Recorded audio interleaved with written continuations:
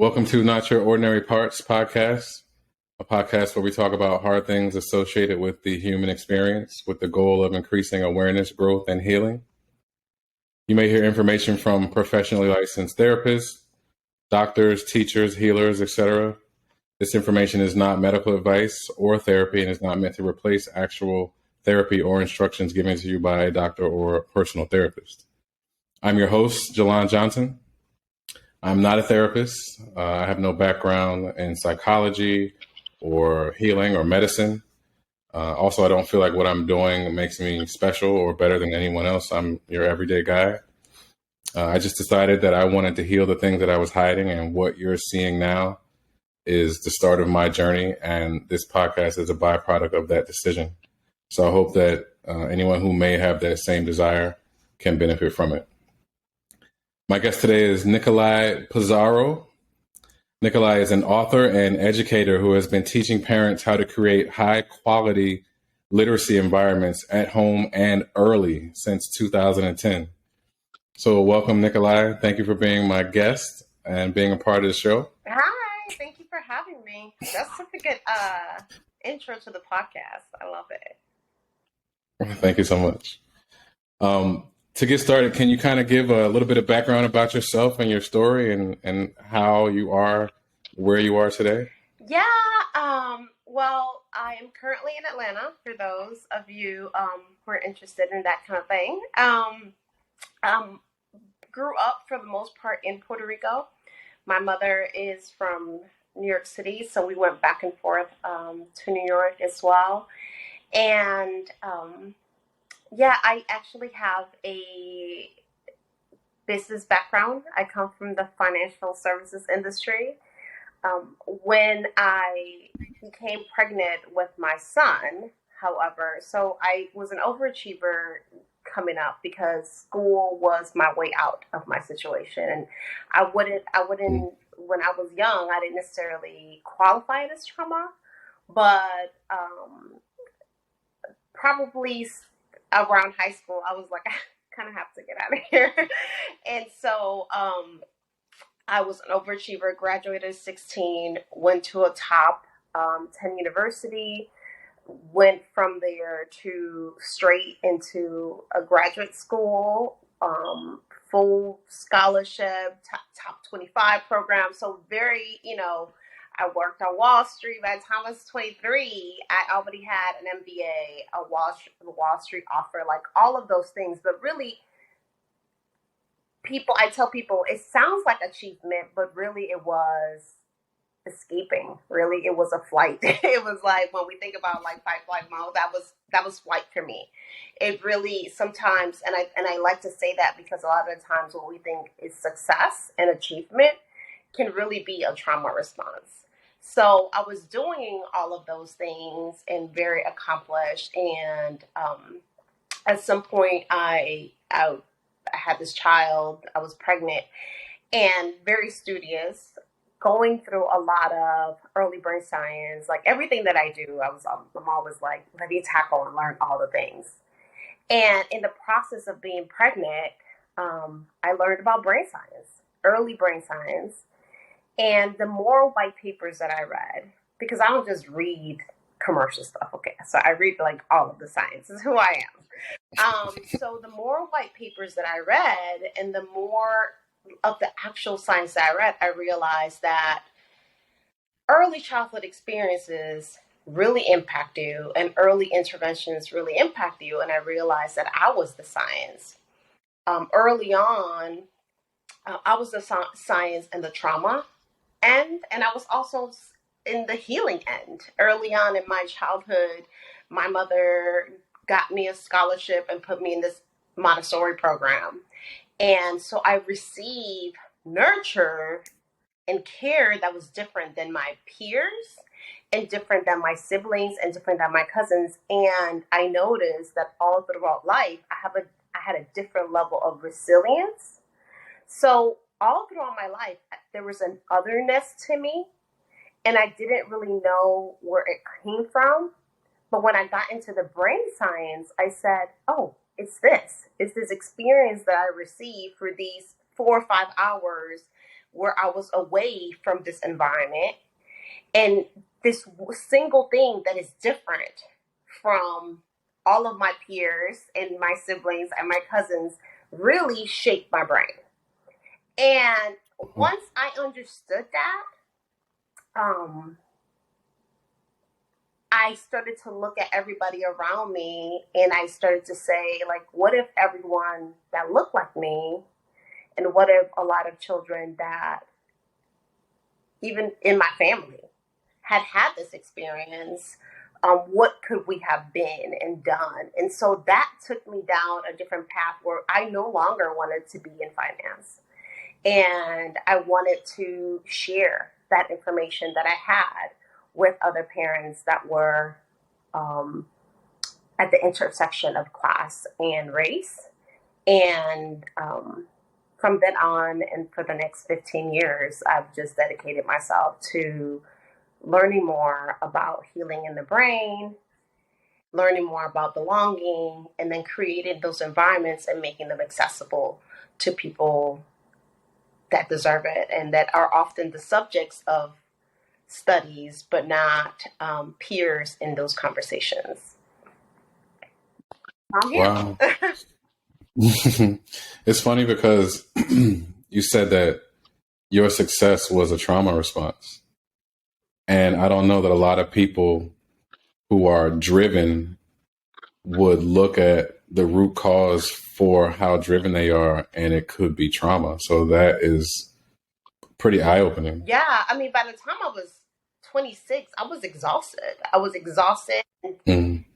I'd done so much. And then at that point, that was how I measured and evaluated my self-worth. It was my identity.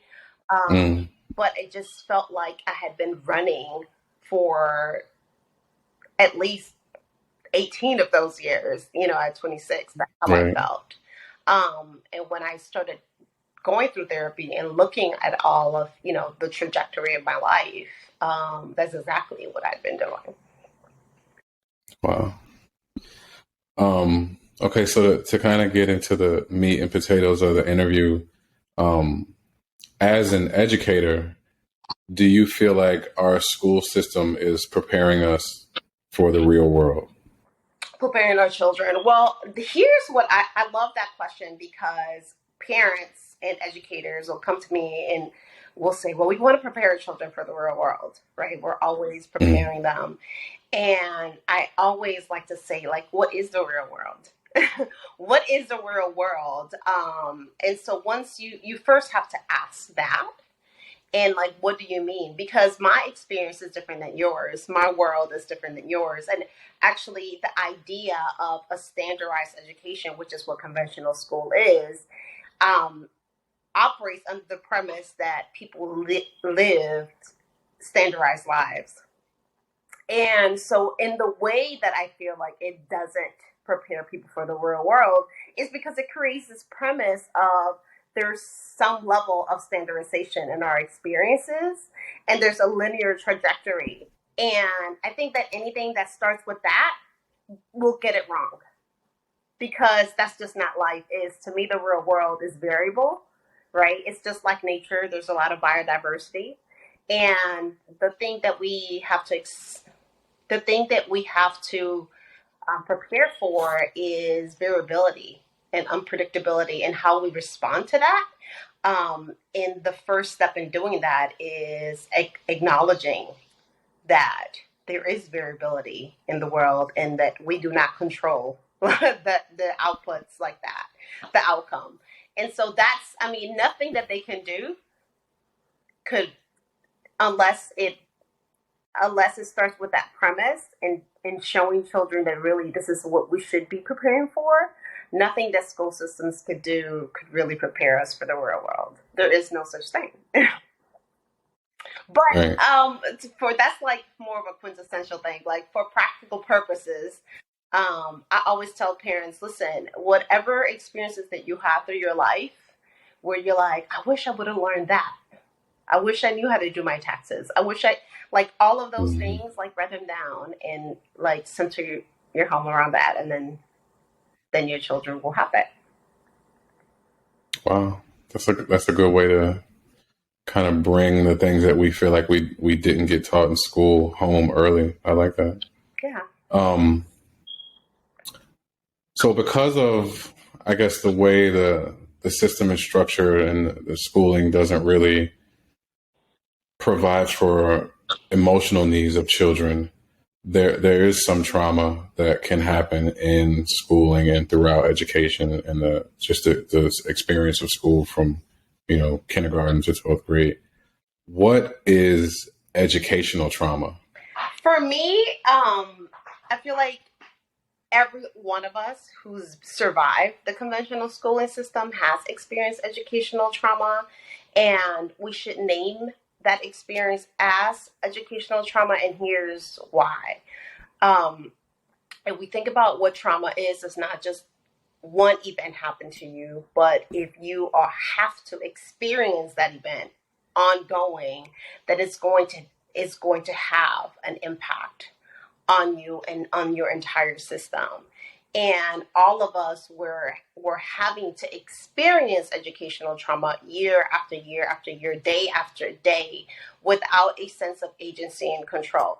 So, for example, if you're in the human need to feel belonging, right? We're wired to feel belonging, and there are very few schools where children experience belonging. So already you're operating like out of your biology inside of school. And then if you think about it, when you get in your car and you put on your GPS and you're just out and there's going to be traffic. Even if it's like 1 minute, Google Maps or Waze or whatever will say there's a 1 minute route, right? They're constantly telling you either there's a delay and if it found a route, an alternative route. And even if it's like a minute and now 1 million people are taking that same route, there's a reason why you're not going to get there at a different time, right? The reason that the algorithm builds those alerts is because when we encounter gridlock and we feel like we have no out, our bodies create a sense of alert, right? And so the algorithm is saying we need to give this person, this driver, a drip, a sense of control. That's how important it is to our bodies in order to calm our alert state. Young people don't have that, right? Inside of school. So one, you start with belonging, which you don't have inside. You're taken away from your home every day. You have no agency. So there's a lot of you witness, even if you don't experience somebody shaming you, for example, or hitting you or kicking you out of the classroom, you're experiencing and witnessing other people experiencing that. So at that point, you understand, if I don't get in line, I'm going to experience that. And that is the threat of being ostracized, and being left behind and because of our biology and what humans experience, what we're wired as pack animals, being left behind feels like death to us. So to be a young animal away from our family, without an environment, without belonging, without any sense of agency, and either experiencing or witnessing shaming, being ostracized, being left behind, all of those things, day after day after day after day, have a trauma effect on our bodies. And so we have all experienced it on some level. Wow. I don't know that I ever thought about it that deeply. The amount of trauma that we face in school. Yeah. And on top of that, I hate to cut you off, on top of that, another thing that causes trauma is just evaluation. And so everything that you're taught, you're immediately put on the spot to then be measured by it. So then on top of that, you have, so on top of the list that I gave you, you also have metrics that make your worth be reduced, evaluated, and that be on display, and anticipating then taking it home and it dictating even your home environment. So yeah, it's pretty heavy. Right. Because I remember grades were everything. You know, if I didn't get good grades, my identity was my grades almost. You know, and now that you speak about it this way, if my nervous system is in a state of alert in class, I won't be able to focus on a lot of things. So maybe I won't test well. So now, because of what my body is experiencing, my grades are failing, and now I'm no longer worthy of praise, Yeah. which transitions into so many things. Wow. That's incredible. Yeah, and I like to say this, like in this country, 90 up to very recently, upwards of 97% of the population attended conventional schooling. I think we're at 92. So it's most of us, and even though we all have different socioeconomic backgrounds, race, immigrant status, we have all of those things. It's kind of the one thing that we have in common. That we've all experienced educational trauma as young children. Wow. Yeah.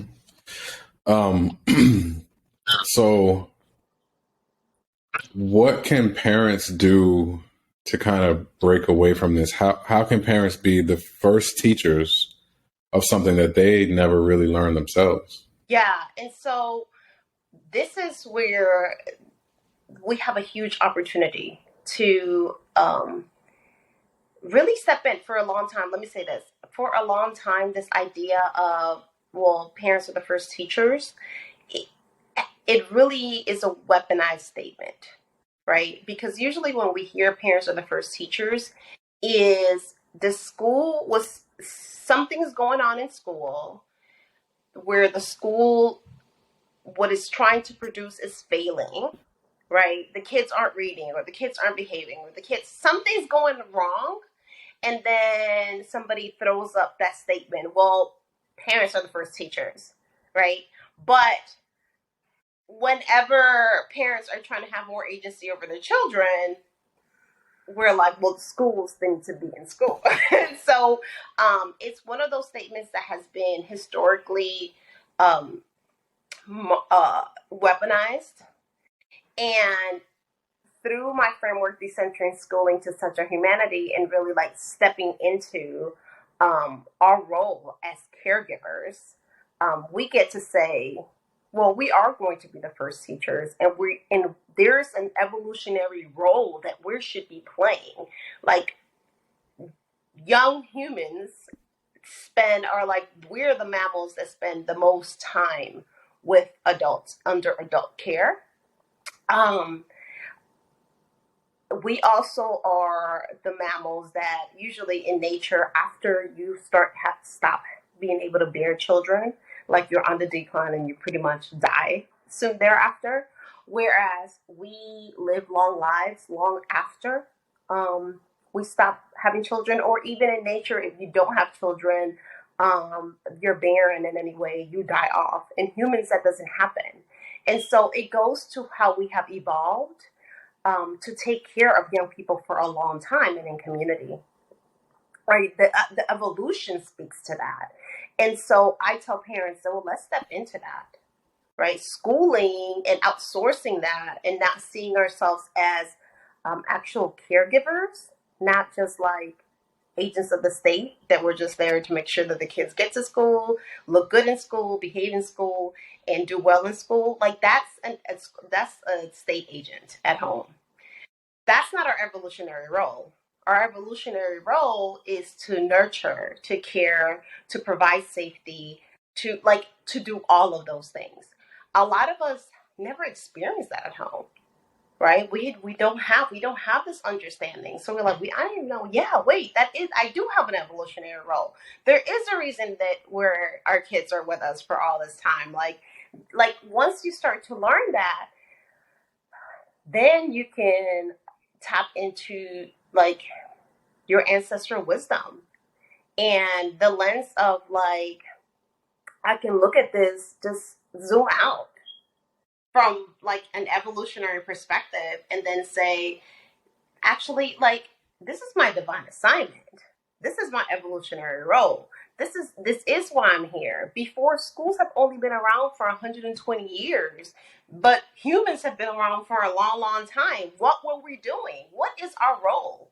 Like, how did children Right. get educated? And so we really get to step back and say, wait, somewhere along the line, this programming was written for us. We adopted it. Our parents adopted it, but we get to say it's not really working out, and it's not really aligned with science, and it's not really aligned with our humanity. And approach that question with curiosity and step into it and lean into it. I like that. And you made a lot of good points, especially the one that schools have only been around for, a short while. So what was happening before that? And the roles as parents seem to have changed somewhat because of the fact that schools are not here. Like you said, parents are just kind of an agent of the state at home. Yeah. And it should be more than that. That violates everything about our humanity. It interrupts our role. It interrupts, belonging is our biology, and it completely interrupts that. And so we really need to step back and step back from the programming and step into our role. So you help parents to step into their role more, and you do guided visualizations with them. What does that look like? Yeah. So I do. So the first thing in the framework is that we really just start poking holes at what schooling is in our, the programs that we've been running. And so the first thing is, like, we're just going to examine our assumptions, and we're going to examine our fears. And a lot of our fears is like, well, I just don't want my kids to be poor. I don't want my kids to be unsuccessful. I don't want my kids to be like all of those things. And those are legitimate, right? But we poke holes in those, right? And so we go like, well, you don't want your kids to be poor. This everybody that go to school avoid poverty, right? It's school the way that we avoid poverty. I don't want my kids to be disrespectful. You're like, so is everybody that ever went to school. Like 97% of the population went to school. It's everybody that went to school successful, not poor, not disrespectful. So you're like, okay, so these programmings clearly are a little bit corrupt. And so, like, let's get down to what it is that we want. And then once we've poked some holes, then we have to regulate. Because at that point, like, when somebody takes away everything that you are in an even bigger alarm state. And so I said, okay, so once we've named trauma, and we've named some fear, and now we've kind of like taken the veil off the things, our programming, what do we have to do and how we can guide ourselves through that. One of the tools that I use is visualization, because visualization just is like the portal. It lets you create so many things. And I walk parents through, see yourself as a resource. Like, imagine if your children can trust you. Like, so imagine if do you remember the first time that your parent said, like, you're going to, like, you have to do this so that, like, you have to get good grades so that you can get a job, right? You have to, like, imagine all of those things. So we start thinking about all of those places where that programming was inserted. And we visualize what that would have looked like if the adults around us told us the truth. If the adults around us actually gave us like a humanity centering like answer. If when we were tired, if they let us sleep. if when we were doing homework, if they worked with us, if when we wanted to answer, they didn't just always side with the school. We start visualizing what our home culture and what our inner child, our younger self, would have gotten if our experiences had been humanity centering instead of school centering. Imagine yourself, visualize yourself like it's time to, like, you get your homework or your progress report. When I was coming up, I don't know, at my school, they were like green pizza, either green or yellow. And just getting it, even if it was like all A's, I always had an anxiety because it's even like you had the grades, but you also had a comment. So it was just like, even if you got it, I was like, okay, but she talks too much. It was always like something. Right? And so, like, imagine you getting your grade report card and feeling feeling no anxiety or feeling anxious. And then, like, you take it home and your parent looks at it and, like, smiles and said, let's have a chat about this. Like, imagine what it would have looked like if nobody posted, like, whether you got 100 or nothing. Like, they never posted it up because, like, what you did on that test was nothing, right? And so, like, we start to reimagine what all of those things look like, and we get ourselves into a really calm, beautiful state. And the more that becomes available to us, now we imagine what we can make available to our children. How do we want, like, what that home culture would have felt like, and we really start to embody what that looked like from us, because a lot of times we are using like inner child healing for a lot of things, but never addressing home culture and never addressing the ways in which schools really inform that home culture. So when I work through visualization with parents, I'm really, once we have poked and named fears, imagine if whenever you wanted something, your parents were like, let's find a creative way to get it, right? Or, all of those things. We really work through all of those things. And every single time, we never center schooling. We never center schooling. We center the absolute humanity of the child and of the parent, so that we can then make that accessible.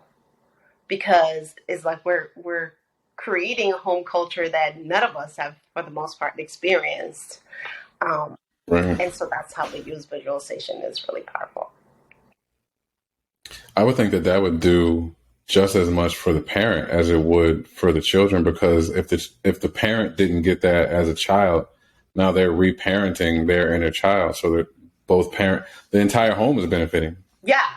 I mean, what happens is that people come to me and they're like, okay, well, I want, I don't have connection, or the kids, like school, like homework is this, or, like whatever, all of these complaints. But once we start centering humanity,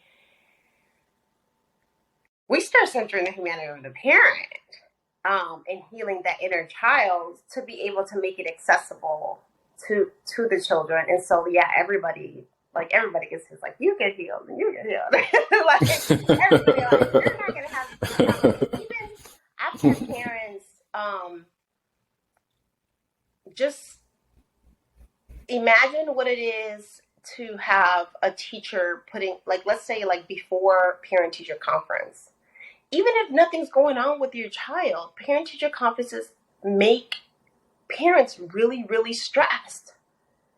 And so we are like, why does this make you feel so stressed? How come whenever your teacher sends something home, even if you're angry and you tell your friends about it, you don't feel comfortable with, like, I've had the most assertive, like, business people that are, like, super, like, assertive, sharp in the real world. Like, once you ask them to write an email to a teacher or to write a note back, they totally shrivel up. They don't know how to respond with any kind of, like, adult peer authority, right? Or curiosity. They just don't know how to do it. And I'm like, okay, that's educational trauma. You felt so Mm-hmm. small as a child, and now you're not responding like the adult that you are. You're not responding in your authority. And so I walk parents through that. I'm like, what would have felt like? Let's visualize maybe you not doing well or feeling uncomfortable or feeling like you wanted to go to the bathroom more often or whatever, and your parent going to school and calmly speaking to a teacher and advocating for you. And we or having an inquiry when they said, oh well, they're not doing this. um your parent actually having an inquiry about that and say, well, tell me more, what have we done, how does that happen? Like, when we start to visualize those things, we heal that inner child that was never centered, that was never advocated for. And as we do that, now the parent has that language, heals that, has that language, and then can do it for their child. And every time they do it for their child, they do it for their inner child. So it is really powerful work. Yeah, that sounds powerful. It really does. And that kind of leads right into the next question. We probably already spoke about it a little bit. What does decentering school to center humanity mean? Yeah, it really means we have, and it's funny because it's like I came up with a framework, Decentering School to Center Humanity, but I didn't come up with the. I'm like, well, I came in with the framework, but that's actually just brain science. I'm like, actually, the way that our nervous systems work, if we don't have safety, if we're not in a safety state, if that has not been accessed, right? We have an inflammatory response. We have an alert response. We have at a tissue, at a cellular level.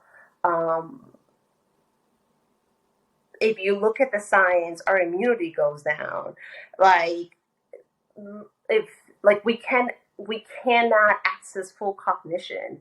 We cannot learn to, we cannot learn, we cannot love, we cannot be empath. Like, we cannot be everything, like our full range of humanity and the very best of us cannot be accessed if our safety is not in place, if belonging is not in place. What has happened is that the culture has shifted us and said, well, at home, we're centering humanity, like we spoke earlier. I mean, we're centering school. We are, for a lot of us, as parents and as children who were once parented, as adults who were once children parented, like our sense of worth, if we were disciplined, if we, our liberties, like we couldn't go outside if, right? We couldn't do this if, like everything that was centered where like our personhood really depended and was a response, our ability to really express our personhood depended on school first, right? And what I am proposing, or my framework invites parents to do, is to realize that really is working against nature, is working against our brain science, is working against our humanity. That's not how we're built. And so now at home, we need to decenter that. And it doesn't mean that we don't care that our children learn, or that we don't care that they read, or that we don't care about any of those things, but is that cannot be the center. We first have to center our relationship, our belonging, our connection, our children's needs, safety. We have to get that in place and have that be the foundation of our home first. So we have to decenter what for the last, generation or so has become the center of the household experience, to center humanity. Because when we center humanity and we are able to create those safe states, then we can optimize everything else.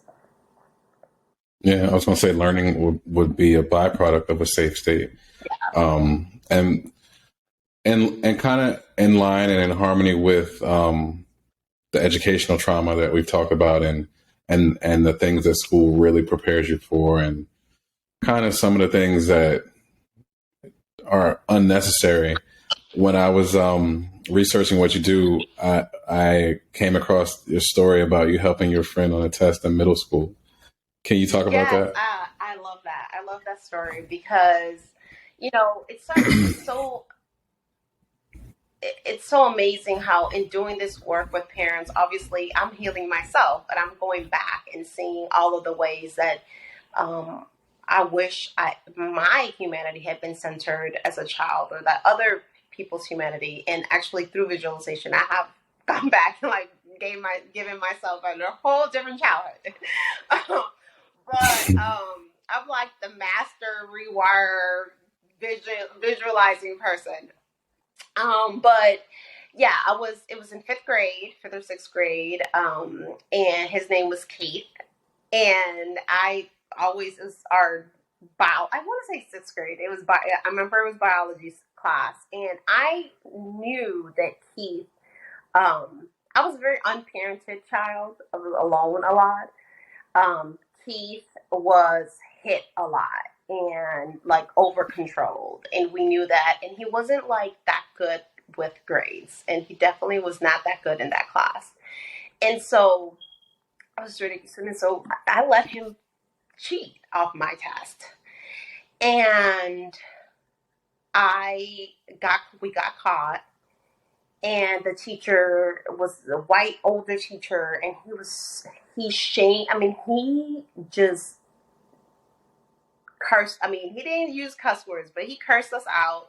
He shamed us. It was very embarrassing. I remember feeling like my chest was like coming out, but really I remember my throat being so tense. When I had to revisualize that day, I had like all over my body it was a traumatizing memory. But I was doing it because I didn't want my friend to get beat, right? I did not want him to get a whooping and fail the test. I was like, if he fails the test, he's gonna be really hurt. Like I knew that he was experiencing that level of those level of beatings, and so I always think, in part of like me revisualizing what like centering humanity could look like is if that caregiver, right, is that educator would have noticed that we clearly one of us was copying of the other, but he knew that I was the A student. So clearly I was not copying of Keith. Like, let's just say that.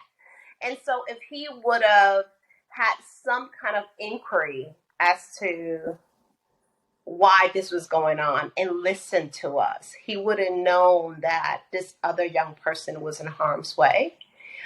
He would have found out more about this person's life, right? And then I'm not saying that you say, okay, well, it's okay to copy or whatever what the result was, but we could have come up with something other than an F for me, an F for him, and absolute shaming in front of the class for both of us. And then he told us that he put it on my record. And let me just tell you that I was well into my 20s when I became like a substitute teacher, when I realized there is no such thing as a behavioral record that anybody follows forever. He was just like, this is going, and it was not just the teacher. The student counselor, everybody involved was complicit in telling us that that would go on our disciplinary record. So for years, I carried that. I carried that into high school. I carried that where I just felt like everybody knew that I had done this because the adults around us said that. So I didn't just make it up. And so all of that's educational trauma. And when we start to think about what centering humanity would be, again, it would have been like just having more curiosity in that and taking a different approach and not lying, right? And not just like piling on the punitive response.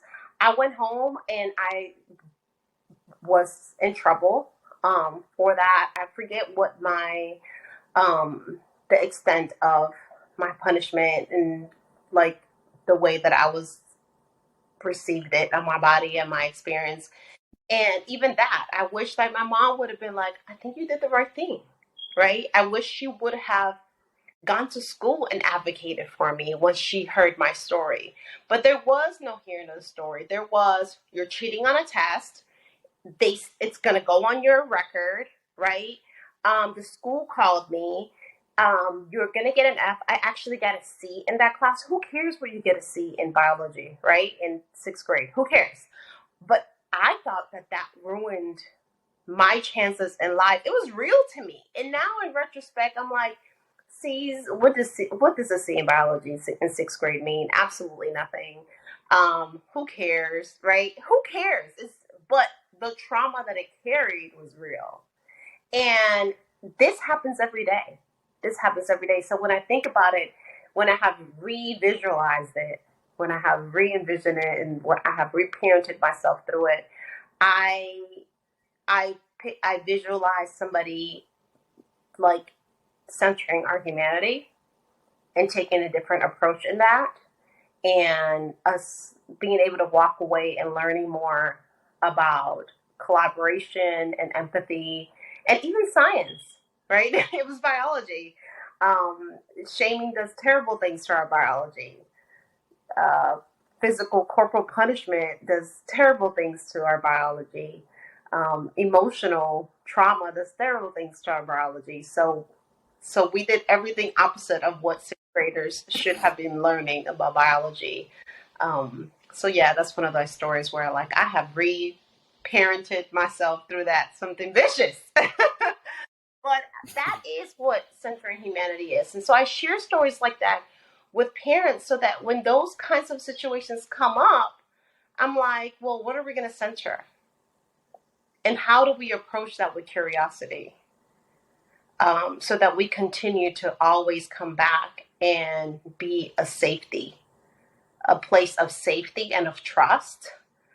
Because let me tell you, when I told this too, you haven't asked that, but I remember in fourth grade, how teachers told us that we had to do these things because when we got to middle school would be so hard and nobody would show us any grace. Like they were already not showing us grace and being tough on us because they were preparing us for middle school. And I remember being in middle school around sixth grade and being like, they lied, right? And then around seventh and eighth grade, they were not showing us any grace and being extra tough on us because in high school this other thing was going to happen. And then I went to high school and at some point I was like, they lied. And it got into a point where as a young person who really needed adults that she could trust, I really felt like because the adults in school were constantly lying and not showing us any grace, and because the adults in my life at home were complicit and in cahoots with school because they never centered me, they centered school, I felt like I was this young person who did not have adult guidance. And later on, I found myself in a lot of difficult situations where I just dealt with a difficult situation because the adults in my life were never sources of safety. And I think that's what happens when you center school and decenter young people's humanity. They learn not to trust the adults, and that's tragic.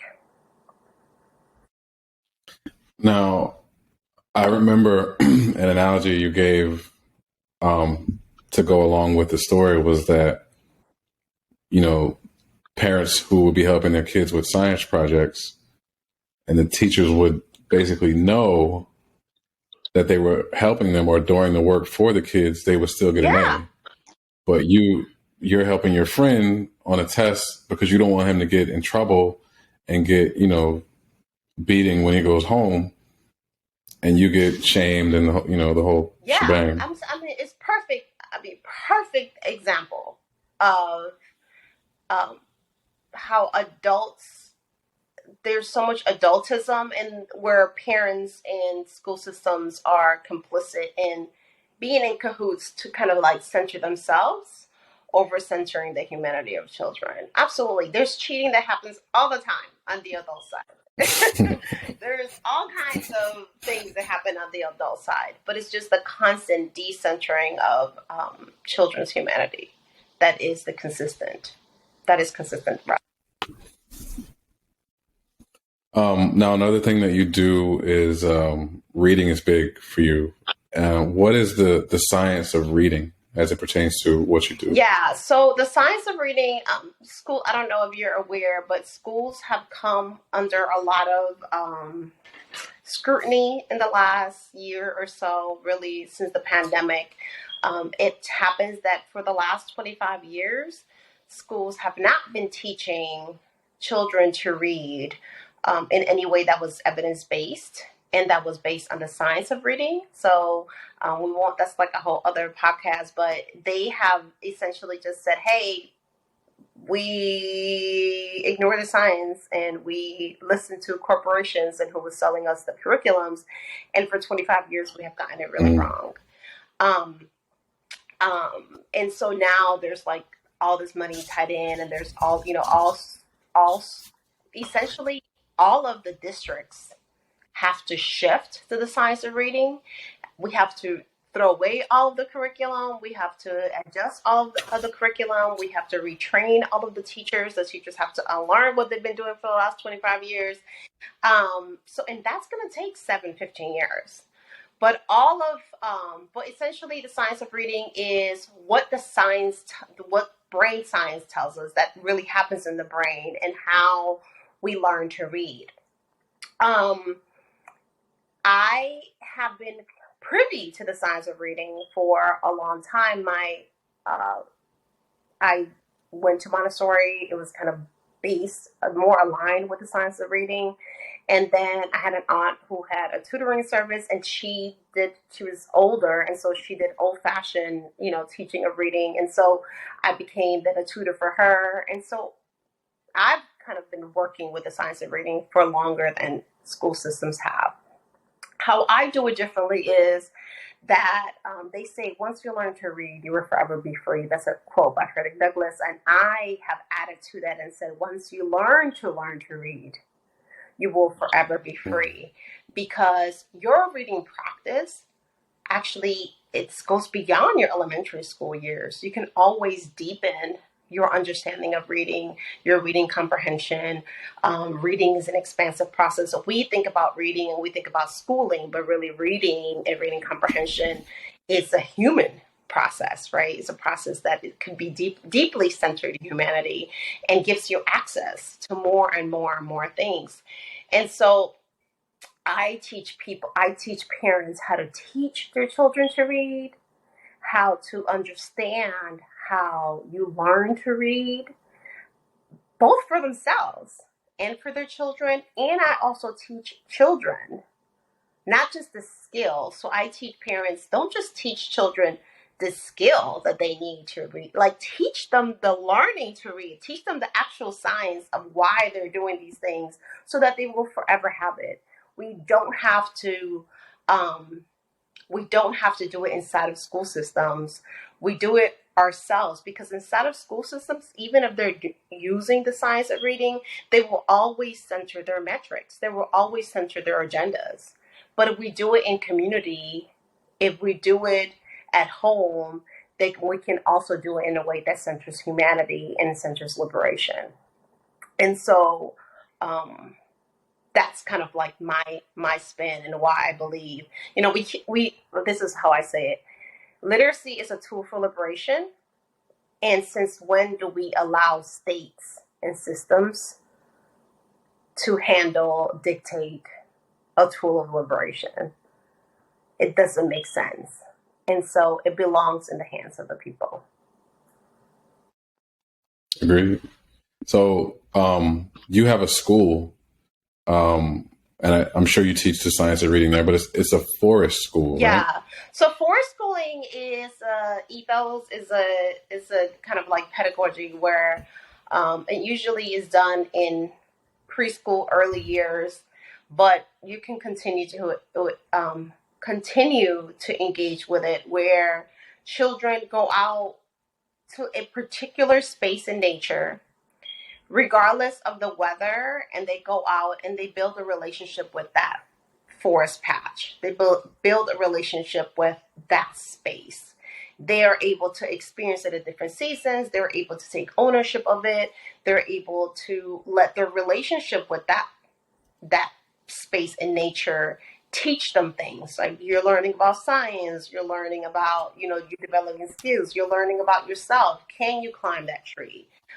Is that limb gonna hold you? Is that tree that was once sturdy now getting sick? And now, so you're developing different things about yourself, about the space, about your responsibility, about each other. So that's what forest schooling does. I'm a forest school director. And my children were always, particularly my son, who's neurodivergent, he always did really well in nature. And he just, he loves nature. He loved forest schooling. And so it's become part of our home culture. But during the pandemic, during 2020, a lot of the trails where we were doing forest schooling were closed. And so, and they were always around 30, 40 minutes away from our house, because we live in a Black low income or Black working class neighborhood. I love my neighborhood, by the way.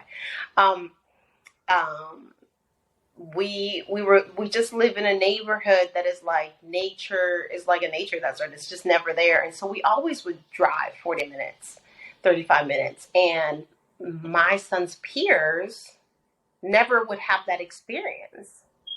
And so my son was like, what if, since we're stuck at home, we had like wilderness in our backyard? And he was like, what if we create a forest school experience in our backyard? And since all of the kids are on virtual, they can start here and at least experience forest schooling here, and they can just walk to nature. And so has been, since the pandemic, we've just continued. We added an outdoor classroom. We added some trails, and it's like an eighth of an acre. It's not big, but it has some trees. It has enough space. We have since added vegetable beds.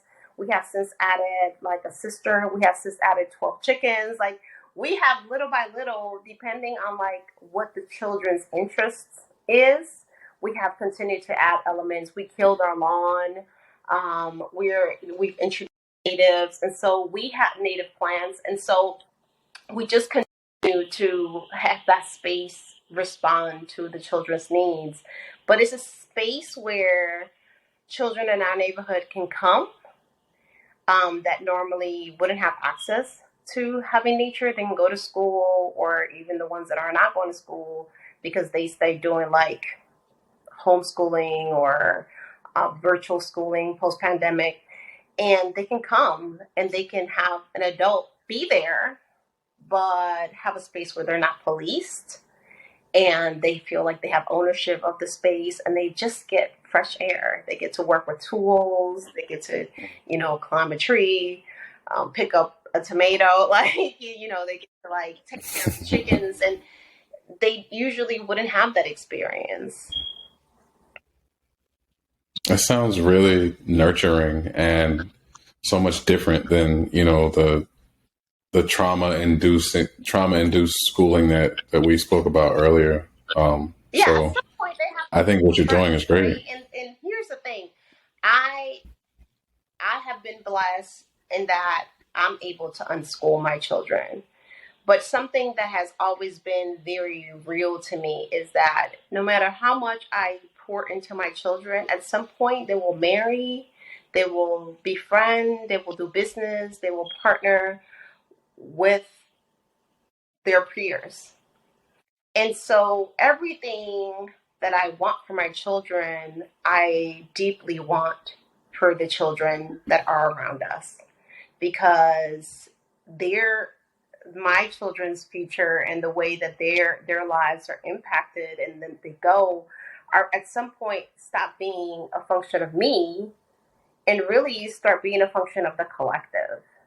And so I always say, listen, it's not about what you do for your children. Really, this is parenting. It's a collective experience. Agreed.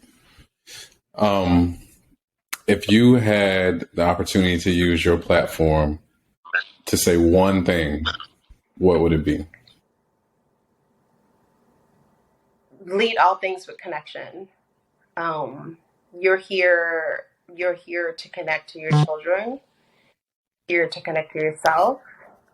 And so, when in doubt, lead with connection, and the other things tend to resolve themselves. But to me, the centering of our humanity and the centering of our belonging is the one thing that we're missing. We're missing the boat. Really, really, we're really missing that mark. And so I'm always going back to that. Like, center yourself, center your stories, center your connections. Um, and the more that we do that and the more that we lean into that, the more the answers will come to us. Wow, I like that a lot. Thank you for that. Thank you for giving me the opportunity to have this space and time with you, and for sharing what you do and giving us, a bit more of enlightenment on what really is happening in schools. Because I think that the more we can reflect on it, the more we can see, and then the more we can do to change it.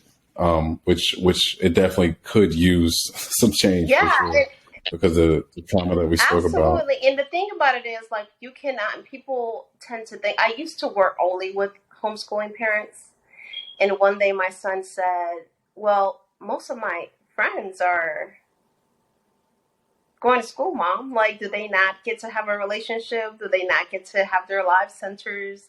That's how decentering schooling started, because I said, you know what? This is not just for homeschoolers. Like, we're all parents. We're all in a relationship. We all get to create home culture. We all get to heal. Like, we all get to breathe before we interact with our children. This is really for everyone. And so, we may not be able to transform schools in the now, but we can all transform our living rooms, and we can all transform our inner states. And so that's what we lead with. I love that. Where can people find you online and on social media? The easiest way is Instagram. So that's at Raising Readers. On Instagram, and I am Raising Readers. If they want to email me, my website is from highchairtofreedom.com. And but I'm most accessible on Instagram. I'm just one DM, one like, one comment away. So. All right. Well, Nikolai, thank you so much for this.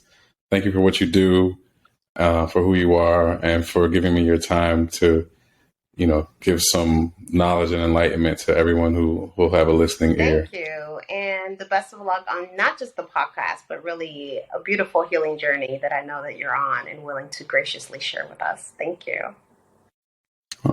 Thank you so much. I appreciate that. Thanks.